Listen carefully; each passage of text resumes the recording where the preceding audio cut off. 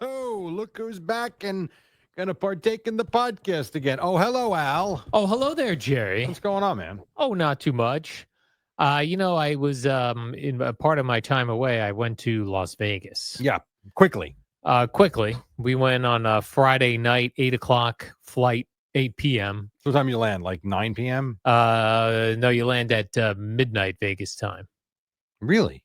8 p.m. here and you landed at midnight Vegas time? Well, it was like a 5 hour flight. So 8, 9, 10, 11, 12, 1. And then you go back. Oh, no, maybe I guess we ended at 11. No, it's still later than I thought. I don't Okay. know. I don't got know. you. Oh, I know what happened. The flight was an hour delayed leaving. Oh, okay. So we didn't leave till 9, Got blah, it. blah, blah, all that crap. But it was before I went, I kept seeing all this stuff about Las Vegas and how Las Vegas is dead. Right, down and dead. No one's the tourism is in the pooper. Yeah, tourism's in the pooper. Everything's down 10%, 20%, blah, blah, blah. Seem packed? Packed. Yeah, I know. It was absolutely packed. Yeah, sometimes I feel like people just make stuff up, honestly. Well, this is what I'm trying to figure out. So there's one guy on YouTube whose entire YouTube channel, I guess he did a video. He lives in Las Vegas. He did a video one time about how Las Vegas is dead. Okay. And it got over 1 million views. Wow. So now that's his channel. All he does is constantly tell you how Vegas is dead. And I don't know, the hotel lobbies were packed. Where'd you stay? Gina booked a room at the Flamingo, which is an old hotel. What is the Flamingo? I don't even know Flamingo? That one. Yeah, I don't know. Oh, it's a really old, they redid it, but it was all right. Right. I mean, it's okay. Right. It was all right for 2 nights. It was a strong shower, I'll give you that. No, it's so good. I'll take that. Yeah. But that place was packed. I guess there are so many restaurants there that none of them are ever going to be like fully packed where you can't get in. Right. I will just say it was just a stark difference having gone to Montana, where I told you like Montana was, I never felt safer in a place.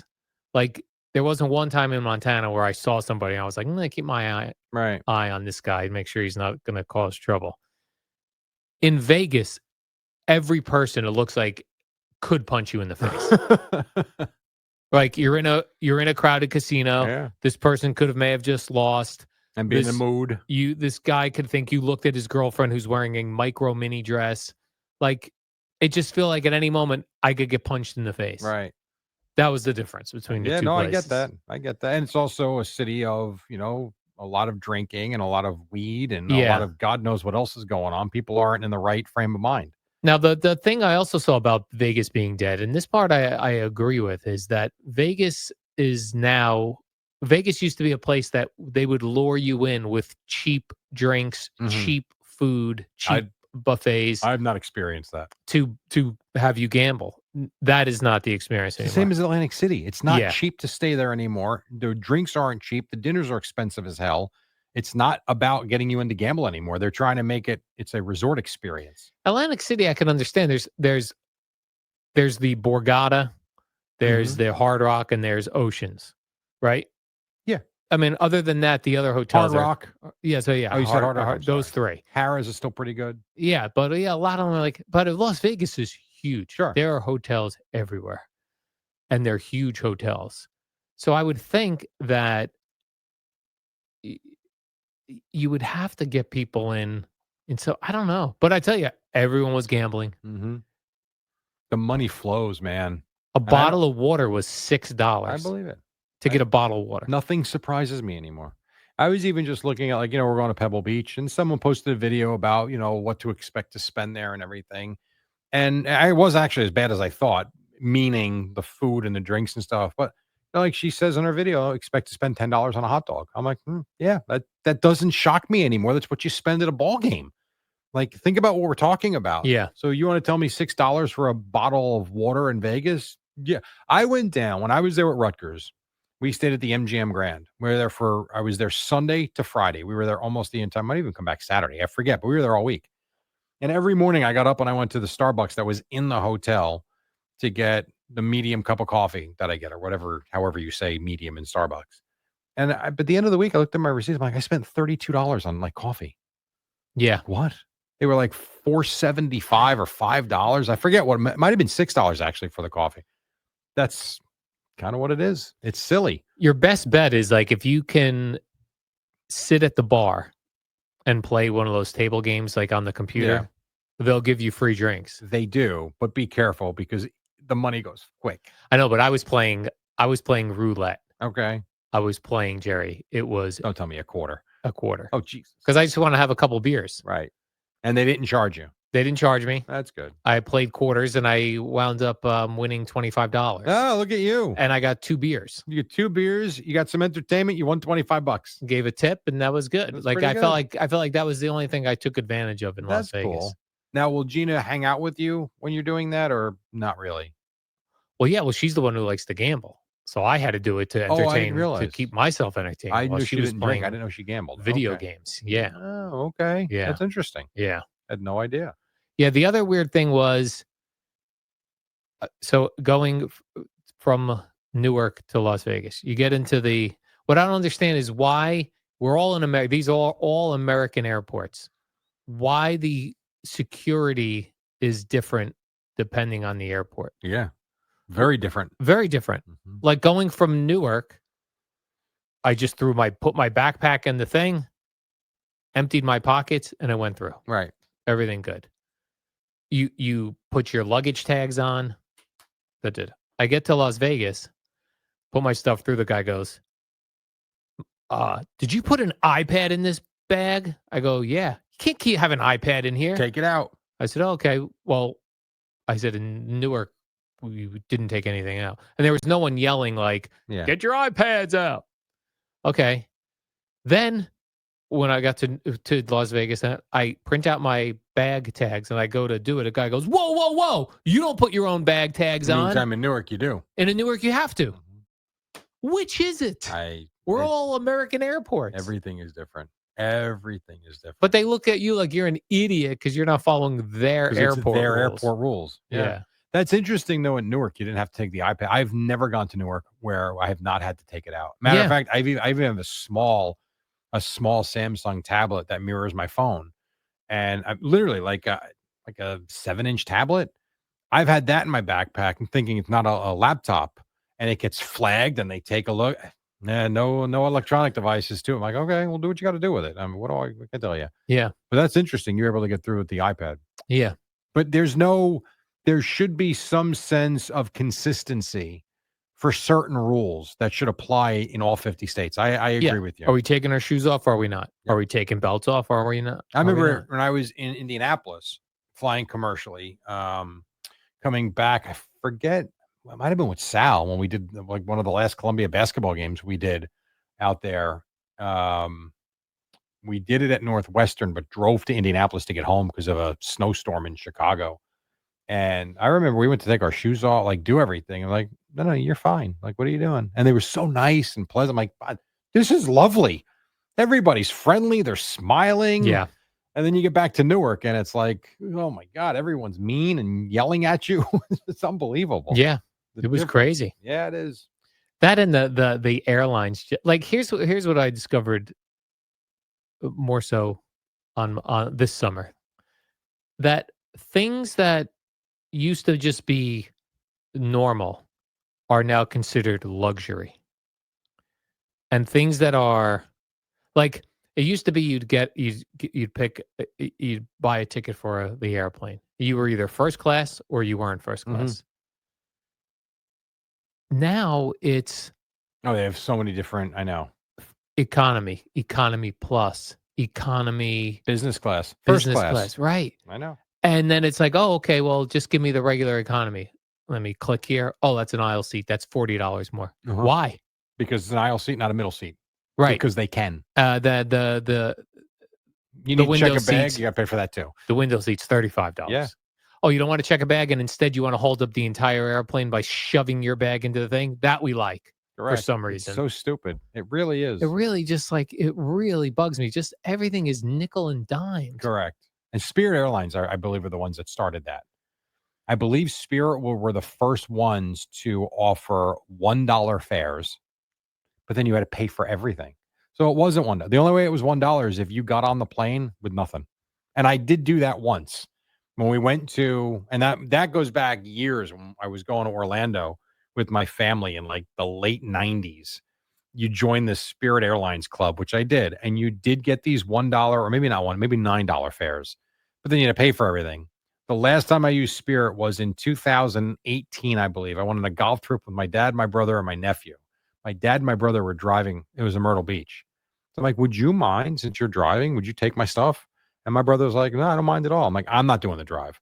So I booked it on Spirit Airlines and I took a middle seat, didn't have to buy luggage. I literally just got on the plane like this, got off the plane like this. And by the time I got to the resort, they were there in time for dinner. But that's the only way you can do that. Yeah. No one can travel like that, No. let alone a couple or a family. It ends up costing you a lot of money. Yeah, and if you sit in the exit row, you should have to have some sort of feat of strength that you show them that you could lift the door and help people out. Because there's people that are in no People shape. are just right. People are just buying it for the extra room. Yeah. No doubt. So just every little thing. And then like the hotels are like that now too. In what way? Like you go to book a room. They actually asked, this is at the Flamingo. Did you want like a better mattress? That's extra. And You're kidding. and shower. I think they actually charged extra for a better shower pressure. That's a new one. I've never seen that. But so, I mean, like things that were just the Normal, standard, which yeah. was this comes with economy class. This is what you get. Now it's extra. Oh, you Yep. wanted a beer? That's $9. Mhm. Okay. Well, I already got, I don't know if you did, I already got a text from United for Sunday if we want to pre-order our snacks. Yeah. No, I'm good. Yeah. I'm going to bring my own snacks on the plane. I'll be fine. Thanks. Yeah. I don't know. It just, the whole. It turns you off. Everything turns me off to travel now. Like everything's a turn off to Everything's me. a pain in the ass. Because you go to any of these hotels too, and you pay for your room, then you pay for a resort fee. Yes. Which is, I had this problem when I got an apartment in Matawan, New Jersey. I moved into this apartment. I remember. It was a brand new apartment. And because it was a brand new, nice apartment, it cost more. So then after I'm there 6 months, they go, oh, by the way, starting next month, we have a resort, some sort of resort Like a fee. complex fee, right? Complex fee. I go, what's it cover? The gym. I go, but your cost more money because there is a gym in here and there is a front desk person. That's why this is more money than the apartment down the street that doesn't have these things. So why am I also now paying for that? Because they can. Like the hotels charge a resort fee. Mm-hmm. And I actually got money. And they're significant too. Yeah. This dump, the Flamingo, was $56 a night in addition to for the resort fee. And I had the same thing in Montana. I'm paying $35 a night for a resort fee. And in there, it says the resort fee includes access to the rooftop bar, blah, blah, blah, blah, blah. Right. Access, not drinks. Access. Yeah, just that you can go in there. So the one night, Friday night, rooftop bar closed for a private event. Oh, boy. I went to them. I go, I'm paying for access to the rooftop bar. What'd they do? They give you credit? They did. Good for you. But I had to be annoying to them. Yeah. No, I get it. That is, if you're paying for something, and then that's what I always say about, driving on the turnpike or the parkway. You're paying to avoid lights and driving on regular roads, and then you shut down 2 out of 3 lanes and cost me an extra hour of travel. Like that should be free. Right. I'm paying for convenience. That's not convenient. And I'm paying because I want the car lanes only that you offer instead of battling trucks, and then you close those. And they put the trucks in the car lanes. I know. Very true. I'm sick of it all, Jerry. I'm sick of all the. Did you ever think of? I was saying this to Fliegelman last week because my son last weekend played in a baseball tournament in Pennsylvania. We had to go out past Lehigh, and it was only an hour. It was from door to door. It was an hour and 4 minutes. And I'm one that I have no issue flying out of JFK. I think they have better rates sometimes, better choices, better flight times. But it's a pain in the ass to get there and to park. Somebody's got to park 6 hours away. 6 miles away by, City Field, exaggeration, but you get my point. And we were driving by like an hour into this, as we were getting closer and closer to the field, I see these signs for like the Lehigh Valley International Airport. I look at my wife like, why don't we fly out of here? I'm like, going to JFK is costing me an hour and a half. And then by the time you get there and you get in, it takes forever. This is a nice little small. We have no problem flying out of Atlantic City, which is an hour and 10 minutes from my house. Why not go here? I looked up, they got like direct flights to Chicago, to Florida, to all the North Myrtle Beach. They've got United, they've got America, like they've got good airlines. I'm looking into Lehigh Valley for my next flight. Where's that, Pennsylvania? Yeah, but it's literally right across the border. There's no traffic. You get on 78 West, and there's no one out there. And you go to their website there, and it literally says, why go to the big city hustle and bustle airports when you can come to our nice, friendly, cozy, 2-terminal. I'm like, I'm going to look into that because it makes traveling nicer. It does. And I will say that I did have a pleasant experience parking at Newark Airport. Yeah. Very convenient when you park in the garage. It's basically attached to the airport. Yeah. Yep. I used the first time doing it. It was Terminal A, the new terminal. It was a breeze. Yep. It was really the way for me. It felt like the way to go. Yeah. Oh, I agree. That was nice. And I would imagine we're being reimbursed for parking this week. I don't know. Oh, I'm putting in for it. But I was planning on going and parking my car on Sunday right there. I wasn't going to take an Uber or anything like that. Yeah.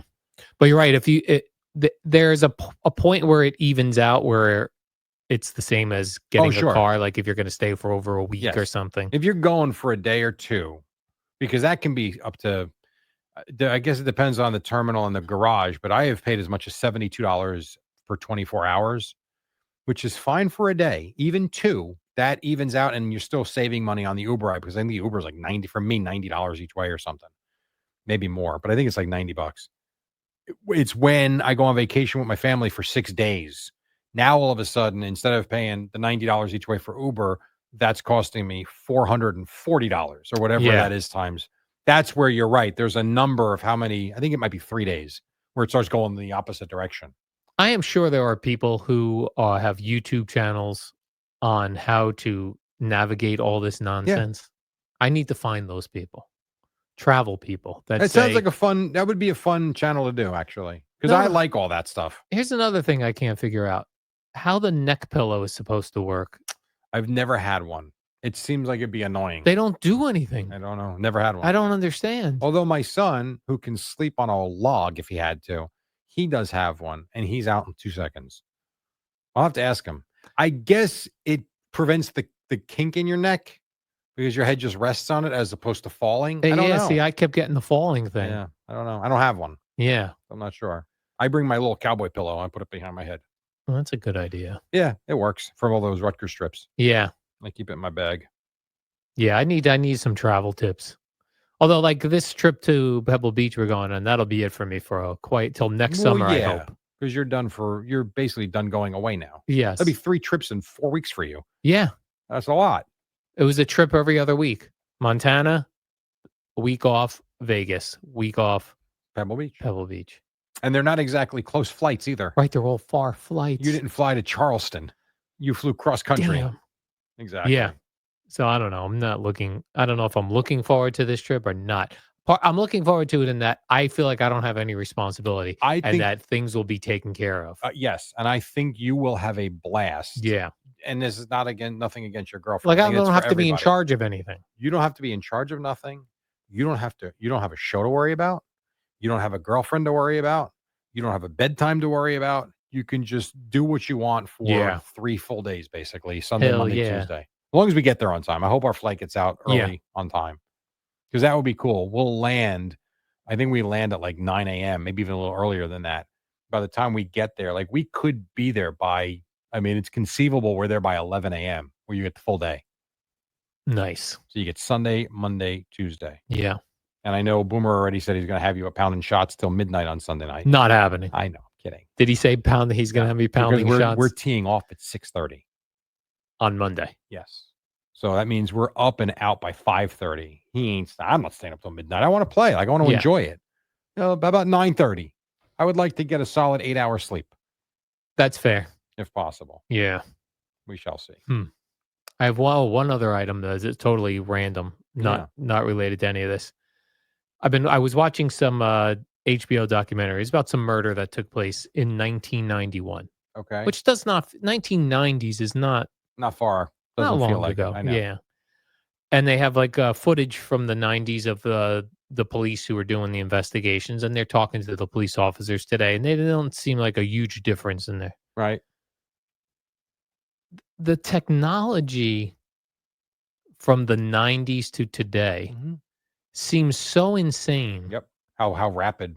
compared to what it was prior to that.